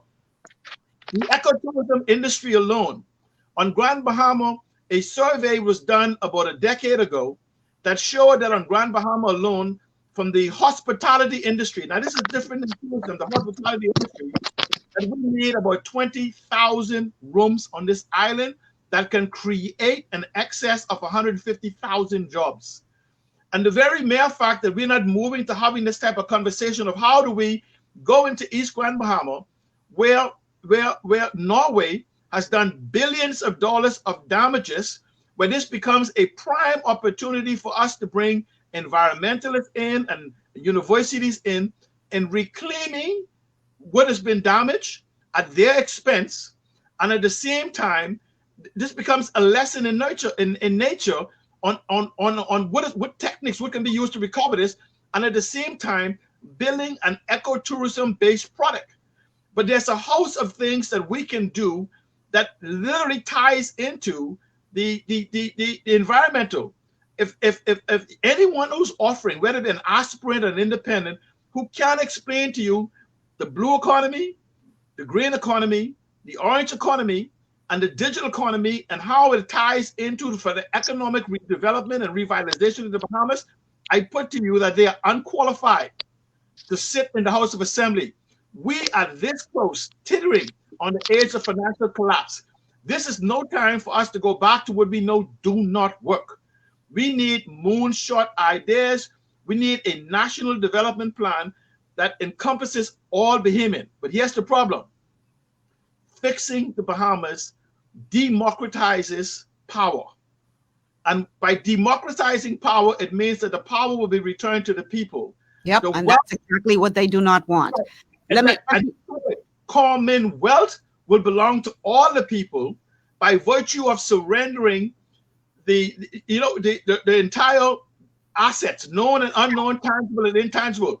Let me ask you something. Hold on, Sierra. Let me ask you something, because y'all brought in the U.S. into this conversation. I have been advised that one of the reasons why this was not acted on under the Christie administration is because the United States advised Christie and his cabinet, as we have heard in recent times, members of the U.S. leadership say that, you know, if something goes wrong, we gonna hold y'all responsible. And I understand, I've been advised that that is one of the reasons, if not the main reason, why the Christie administration backed off from this. So now we come to the Minnis administration. We're hearing these same kinds of warnings from the US. If something goes wrong here, we holding y'all accountable for this. We holding y'all responsible for this. But they have decided to proceed anyway. Now, let me ask you this. We like to pretend in this country like we are living in a vacuum all by ourselves and that we are not impacted by international relations and what happens around the world. But that is quite frankly just not true. Should we be concerned that because this administration has decided to proceed anyway, that we can expect now to get some kind of spanking from the US because we did not heed the warning, as I've been advised the Christie administration did? Let me respond to that before you comment, C. Allen. Well, two things. One, this reverberation that they felt in Florida just recently, in fact, two or 3 days ago, they had no idea any earthquake or anything of that sort. My family member there, my daughter did, they experienced it. One of the things that we must be aware of, and that is that tomorrow, when Biden is elevated to the post of president of the United States, right away he's going to sign the Paris Accord. How? And we go abroad. Our prime minister goes abroad, and environmental people go abroad, and they tout the fact that, hey, you know, we're the country the most impacted by climate change and sea level rise, and you know, we need more funds from these big countries, you know, to deal with that. And so what a contradiction that we allowing oil to be drilling in our waters. How are we going to go to another meeting like that and say, hey, you know, we're impacted by this, and they say, you Darville, go back to the Bahamas. You're allowing drilling there. They don't understand. And I'm sure when Biden gets in there, he's got to be very much aware of this nonsense that's being perpetrated by people from Europe and particularly from England in terms of coming here and invading our territory, treating us like we're not sovereign nations at all, demeaning environmentalists and we who have to protect this country for future generations. But let me throw something in here. I was speaking to environmentalists who frequents what do you call it, the Florida Keys. And he said to me, you know something? Our conch stock are beginning, because, you know, you can't take conchs in the Florida Keys, is beginning to come back. And he said, you know, we've done investigation and we know for sure that when the conchs lay eggs in the protected area in Exuma, the Gulf Stream brings the eggs and they hatch up along the Florida coast. Isn't that something? Look at the impact, like C. Allen Johnson was saying, that we can have over the whole Caribbean area if they devastate their environment, their marine resources, and we left pristine, how we could impact the entire globe for the purity of our flowing Gulf Stream and waters. My. I cry shame on any politician who perpetuates this move.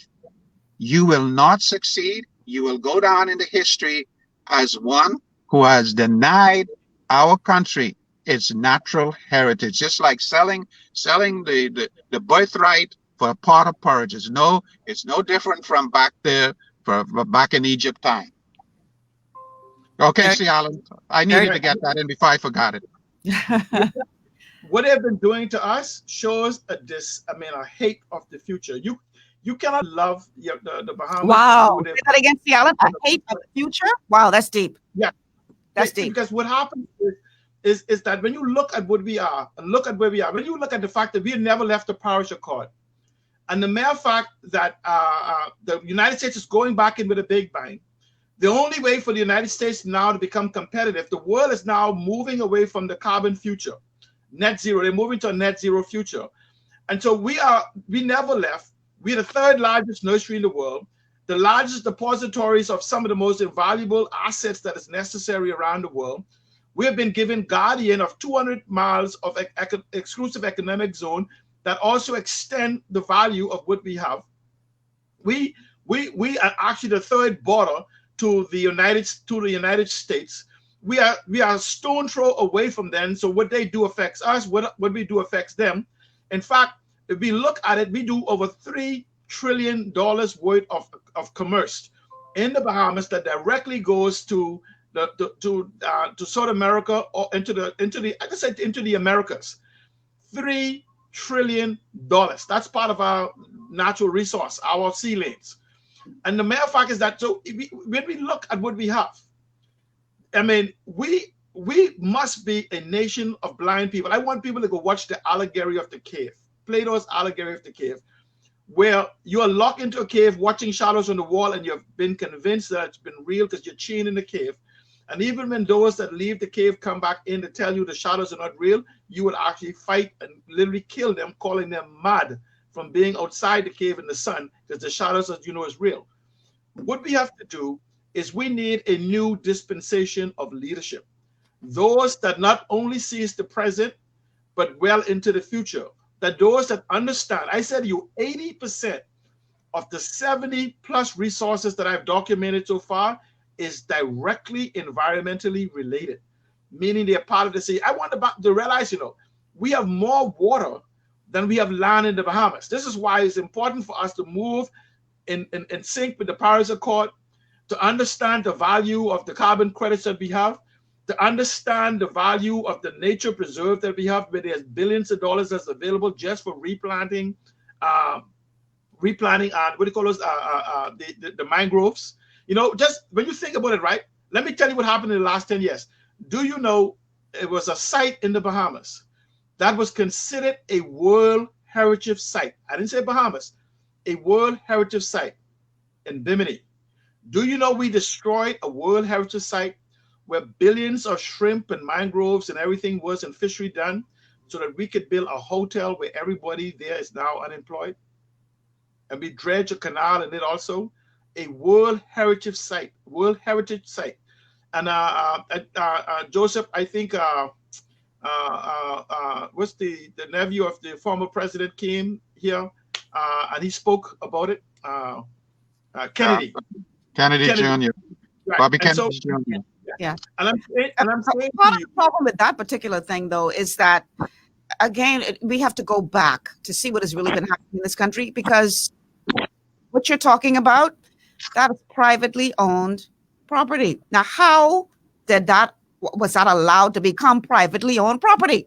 No, but here's the point. Because that was a seabed. No private property. There's no such thing as private property underwater. Nowhere in the Bahamas. But my point is that because I don't want us to get distracted and move away from the conversation we're supposed to be having today. But my point is that we have to, this whole question of what's the word I'm looking for? Questionable things happening in our country. I'll put it this way. I had a conversation this morning with someone, and we were talking about corruption. And one of the things that I said to her is, I want you to understand that there's no political party in this country, at least not the two major ones, that have a monopoly on corruption.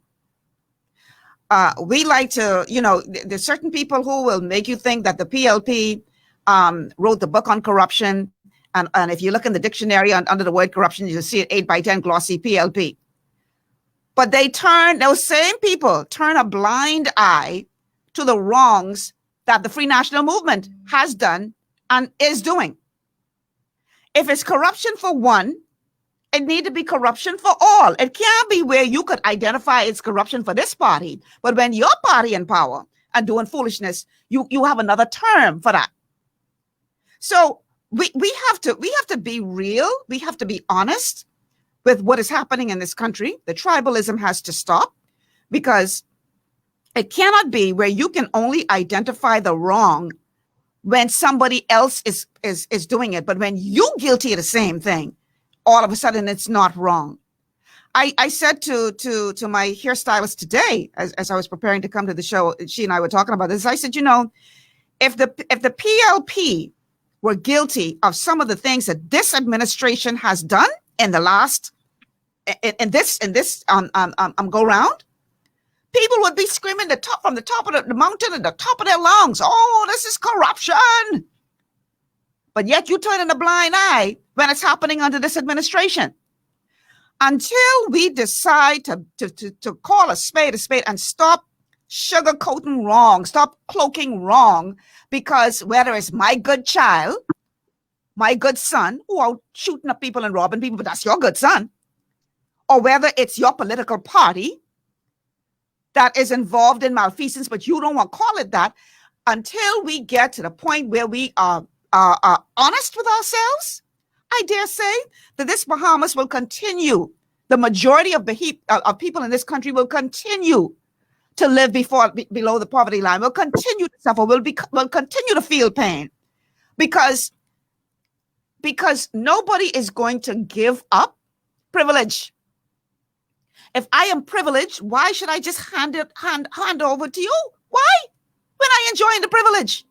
And the problem that we have in this country, it has gone on for too long. There's a small group of people who are enjoying the privilege, the power of privilege and the privilege of power.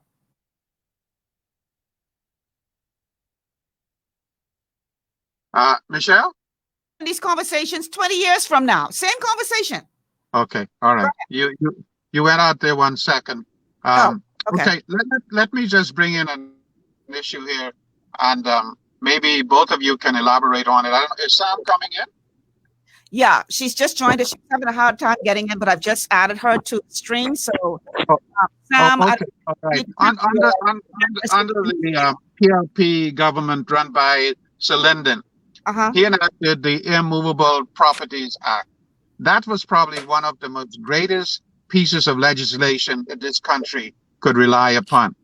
That was rescinded by Prime Minister Hubert Ingram when he got into power. As a result of that, all of the keys between New Providence going all the way to the Keys, stretch of Keys to Exuma, after Exuma going to Long Island, all of these are now owned by foreigners. And they establish them like little fiefdoms. They have rules unto themselves. Even Bahamians who have problems with their boats, they cannot even go ashore to get help. They are met by people with guns and ammunition. That is what has become of our country. That is one thing that needs to be reestablished. And that will secure what was said about the seabed. That should not ever be sold to anyone. It can be leased if you have some development that's going to encroach upon the coastal area going into the sea itself. And that should only be leased, never sold. We will, our future generation, you look at New Providence, for example, you go from east to west and all the way around, you could count on one hand, less, but one hand, maybe one and a half, maybe seven, the number of properties owned by original Black Bahamians or poor white Bahamians. It is all owned by Eastern Road Knights, Bay Street Boys, and all the way around. It's like a fortification around, and all of our native Bahamians are pushed into the center, into a gut of hunger and starvation. That's what has become of our country, because our leaders have not seen to it that our people get the rightful acquisition and ownership of property that they could live. You know something? I got to put this in here. Just hit my memory. I did a observation recently, and I estimated that between 85 and 90% of all young men, and I'm only talking about young men, living in New Providence now own nothing, absolutely nothing. And I like to give you the example of growing up on the island. You know, if you went down to the next settlement to ask the hand of a girl or something to marry, the first thing you had to tell the father, I own land and I have my house built up the Bell Coast. What do we own in this country? What do people own in New Providence, for example? Well, I dare say it's harder for you to own a piece of the rock in this country. It's very, very difficult. And then when you have developments like in Baker's Bay, where land was sold for $1 an acre to foreigners, and then they built $10 million homes on there and sold them for $20 million, $30 million. And Bahamians are squished in between, not owning anything. That's what my people, my black brothers have done to me and to my future generations. And I cry shame on that. It's reprehensible, it is demonic, and it is treacherous, and it is treasonous. We traded one set of oppressors for another one who look like us. Worse. Let me tell you something is worse, because at least, you know, the white oligarchy, they had a certain fear and anxiety about black people. But now when you got the black leaders, they got the black people wrapped around their finger. They know their whole psyche, their whole spiritual inclination, and how they're devastated by all this stuff about sin, and so they can always bring it. It is one enslavement. In fact, it is worse than physical enslavement, psychological enslavement. That's what my people are suffering right now. Yeah. Gentlemen, we have to take a quick break, the final break for the show. And then when we come back, we're going to take a look at one or two of the Facebook messages. Again, our text line is 828-2543, 828-2543. And our call line is 828-3543, 828-3543. We'd love to hear from you. This is GPS, your global paradigm shift. Stay with us. We'll be back after the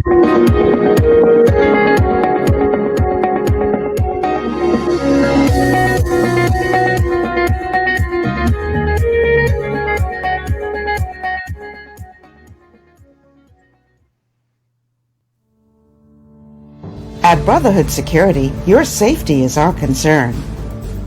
Providing 24-hour surveillance, mobile patrol, event security, and more, Brotherhood Security gives you 5-star service for half the price.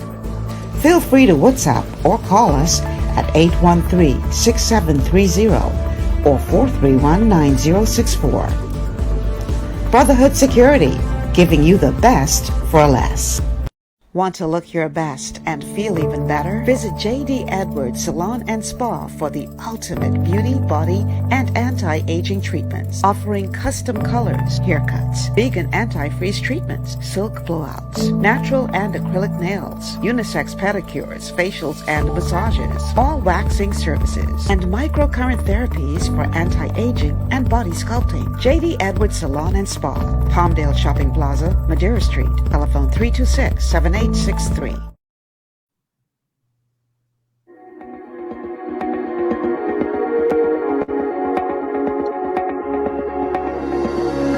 thoughts, views, and comments expressed. And welcome back to GPS Global Paradigm Shift. I'm your host, Michelle Malcolm, and my guests today are C. Alan Johnson and Joe Darville. We're talking oil.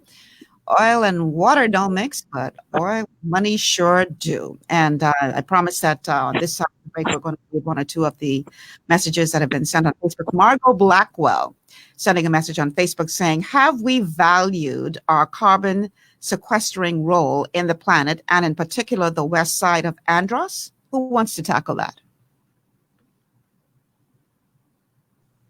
I will. Let me say this. The Bahamas sequesters billions of tons of carbon per year by the virtue of the sun, the ocean, and the winds. We have yet did not even tap one time. We could go to the Nature Conservatory site, the BNT site, and other sites, and especially the global people, they will tell you the value of the carbon sequestration ability of the Bahamas. We have not tapped into it. In fact, we have only did a courtesy look at it to make the determination of $10 to $12 billion. A careful examination will probably put us closer to $20 billion in our capabilities. Not only that, but also when we begin to add to our position in the role that we would play for America and others, we become the carbon sequestration location for America as it moves towards achieving its goal of joining the Paris deal. We just have to have a conversation of where we want to go and where we want to be. But we must understand that power concedes nothing without a demand. And power, however, does not concede to the demand of an emasculated constituent. We cannot demand for anything that's ours while on our knees. So it's time for Bahamians to begin to stand up and demand more from our individual leaders. See, the problem is they've done an excellent job at having us scream at the can, scream at the PLP, scream at the FNM, while allowing the individuals who make decisions on our behalf. We only need to take control of 20 of our constituencies and to make sure that those 20 leaders do what we expect them to do, and we will get what we want. Joe spoke about the land, When you begin to look at, when you say, let's surrender the rest of the land in the Bahamas, but when you look at alone, when he talked about Albany, the money they raised of building a house, understand this. When I build a house for $150,000, the mere fact that it cost me $150,000 to build doesn't negate the value that it actually has a retail value of maybe $225,000 to $250,000. And so when we begin to look at what's been taken from us, a land trust would allow us to reacquire assets that we think is out of the reach of the ordinary Bahamians. So in essence, the Bahamas government, the Sovereign Wealth Fund, will begin to have first right of refusal for all land that is sold in the Bahamas. This is not nationalizing anything. If you want to move towards to sell your land, the Sovereign Wealth Fund will buy it back on behalf of Bahamians. When we look at Singapore, 85, we left to admire Singapore, but 80 to 85% of all the land in Singapore is owned as a collective for the people. It doesn't stop you from developing. If you want to build a hotel, we become partners with you in the hotel. In 99 years, you should have recovered whatever monies you put in that hotel or whatever period that we negotiate for. But when you look at Bahamas, we've given $1 billion worth of land, and we got nothing but JOBS, just over broke suckers in the just over broke system. And so what we have to do is we have to change our mindset and understand there's new techniques of us reclaiming the Bahamas from what we've allowed to happen to us, but we cannot put the same type of leaders into the country that want to continue the same regime. And so we have the resources to buy back what has been taken from us. We're not talking, you'll hear the people come all the time, oh, you can't nationalize, whatever. Do you know the government has one thing? The government has no money. The government get 100% of its revenue from taxes, from taxing us in this country. So guess what? Tomorrow, right, that Simon brags about the oil having no tax. We could just say that we want 105% tax on any oil leaving the Bahamas that coming out of the ground. And he's free to take it up.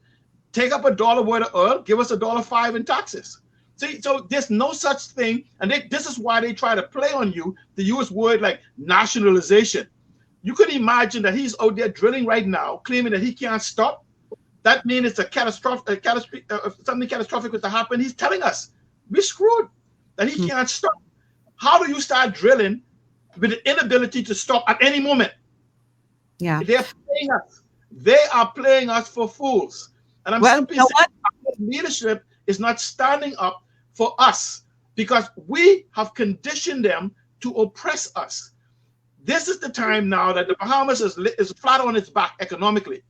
This is the time for Bahamians to come together to recognize that you're sitting in $1 trillion environment. We're talking about billions of tons of aragonite. We're talking about in February of 2012, the Minister of the Environment made an announcement that the Bahamas produces 5 billion tons of sand. This is not aragonite that can be harvested environmentally without impact. 5 billion tons of sand. This is, I didn't talk about aragonite. We are now realizing that the Bahamas actuary, where we grow fisheries, is in excess of the $1 trillion value because of its impact globally. We are talking about the carbon credits. We're talking about the largest area of mangroves in this hemisphere. We're talking about the largest fishing flats in this hemisphere. We have so much. This is what I'm saying to you. 80% of the resources in the Bahamas is environmentally based. It's important for us to begin to have a true conversation on a sovereign wealth fund and its proper constitution that rips the power of corruption, the things that cause them to be corrupted, away from our leadership so that we can send people to parliament for two purposes, just what it says, for laws and policies for good governance, governance and development of the people. Because All right, these I want to go to a couple of the messages because we're low on time. I want to go to a couple of the Facebook messages. This one by Trevor Morley says both the PLP and FNM are responsible for the destruction of the beautiful country, and both parties need to be kept out of the House of Assembly come 2022 elections and banned from the House forever. Boy, Trevor, there's some fighting words for some people. You better watch your back. Another one, Charles Clark says, Sea Island is on point. Never give up the land. God only making more land in Hawaii.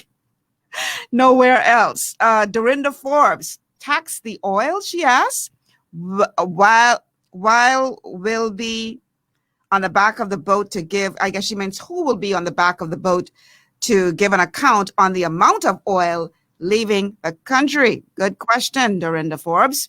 And Charles Clark says, we have been sold and even bought the idea that the Bahamas is without value. And there is the problem. There lies the problem. Because they've put this rhetoric out there that all these things really don't have the value that they say they have.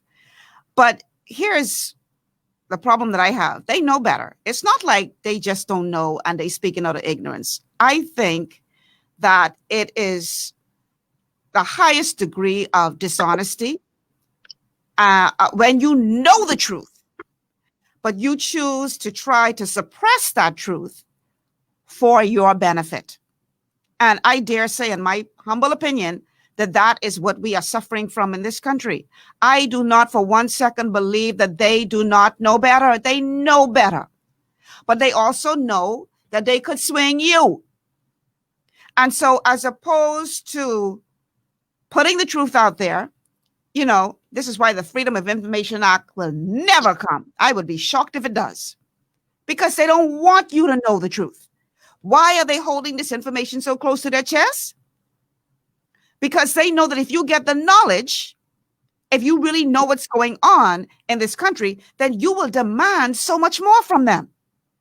So as long as they can keep you in the dark,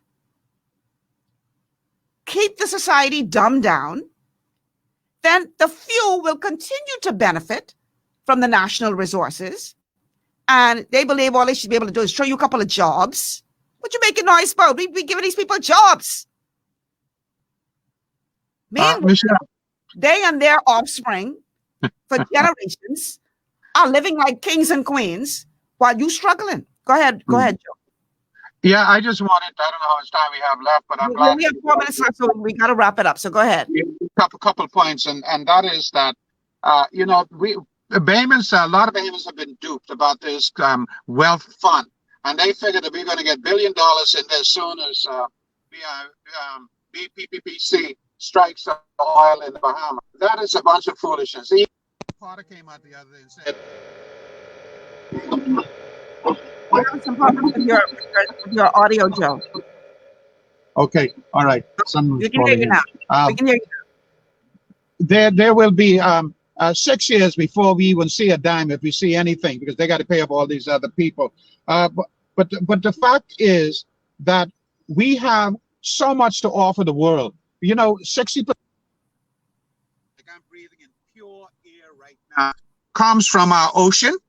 And can you imagine if that is polluted? What's going to happen to Florida? What's going to happen to the Bahamas? We'll be breathing in oil. We'll be breathing in oil.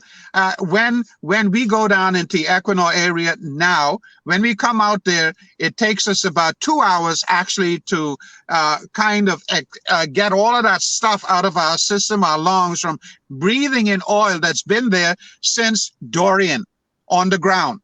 So come, my people.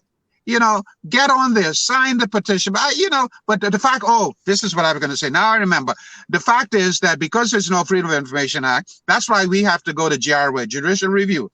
And we have done a whole session on that, telling the people why we have to do that, because we know nothing about the agreement that made between this PP company and the government from the very beginning. So we're going to find that out, and that's when we're going to have the ammunition to stop those bloody bastards who come into our country and treat us because they call us a bunch of rocks, and when they get all the oil and go, they're going to leave us still a bunch of rocks. That's what they say about us. See, Alan, 1 minute. Now, see, Alan, I know you want to move time. No, 1 minute to wrap it up. Beginning today, I need everyone to call their individual MP, F&M, PLP, and every aspirant and demand that they release this agreement. Put it in the public domain.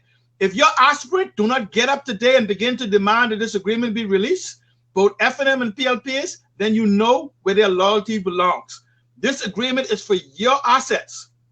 What we also must do, if you're listening, I encourage you, the 80% of the resources worth trillions of dollars, that's millions of dollars for each individual Bahamian, that you should ask your children to become environmental ambassadors. Become educated. I mean, Joe Darville and others have been doing it. This must now go at hyper speed for indoctrination of learning of what the value is, and understand that it's 80% of the environment, and the world is moving towards the blue and green economy.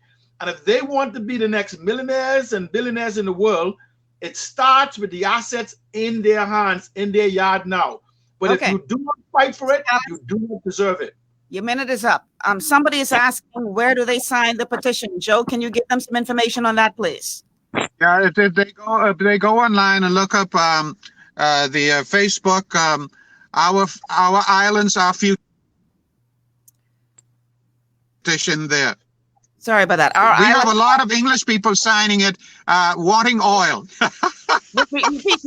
Repeat it again for me, please, because I accidentally removed it from the screen. Our islands, our future. Yes, that would bring up the site to go on and sign the petition. All right, gentlemen, thank you. Time is gone. Thank you so much for being a part of this discussion today. Lord, we got plenty of work to do. Pray our strength in the Lord. Like people say, but we got to do more than pray, people. We have to really demand better. And until we get to that point where we demand better, we will continue, I dare say, to go through what we're going through right now. We tried to get Sam on, but we couldn't get her. But I'm going to end this broadcast with a text that she sent me on my personal phone. It says, understand, until the government is transparent in all the dealings, this will continue. That's going to do it for today's show. Thanks to all of our sponsors who made it possible, and a big thank you to Glory 93.9 FM for having GPS on the air. Tomorrow is Wellness Wednesday, so I want you to tune in for some information on how you can really move closer to optimal health, move beyond just a resolution into a reality. That's tomorrow. Stay with us. Come back tomorrow. I'm Michelle Malcolm. Thanks so much for joining us. Have a good afternoon, everyone.